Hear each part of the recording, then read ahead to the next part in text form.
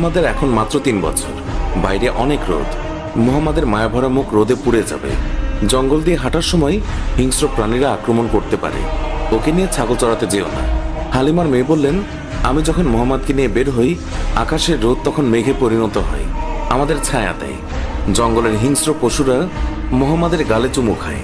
শুধু এতটুকুই নয়, যখন আমি মুহাম্মাদকে নিয়ে বের হই তখন আমার কাজগুলো সহজ হয়ে যায়।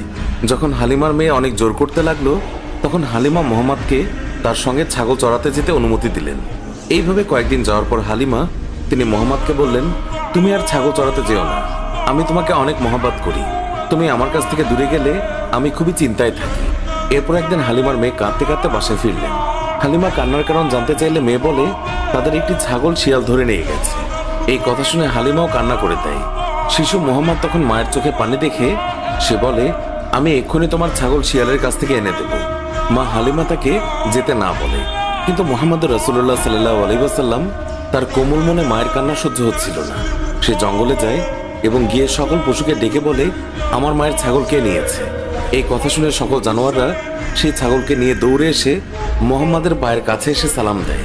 তখন মুহাম্মদ বললেন, তোমরা কি জানতে না এই ছাগল আমার মায়ের ছিল? তোমরা কেন আমার মায়ের ছাগলকে আটকে রেখেছ? আমার মা এখনো বাসায় কাঁদছে।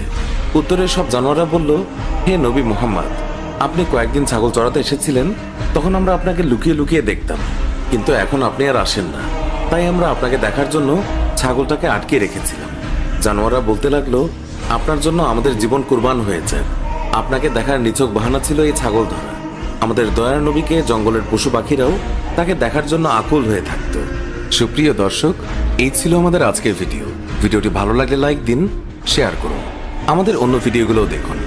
ভালো লাগলে এক্ষুনি সাবস্ক্রাইব করে পাশে থাকা বেল আইকনটিও প্রেস করুন। এতে করে আমাদের সব ভিডিও নোটিফিকেশন আপনার কাছে পৌঁছাবে। এখনকার মতো বিদায় নিচ্ছি। দেখা হবে নতুন কোনো ভিডিওতে। ভালো থাকবেন। ধন্যবাদ সবাইকে।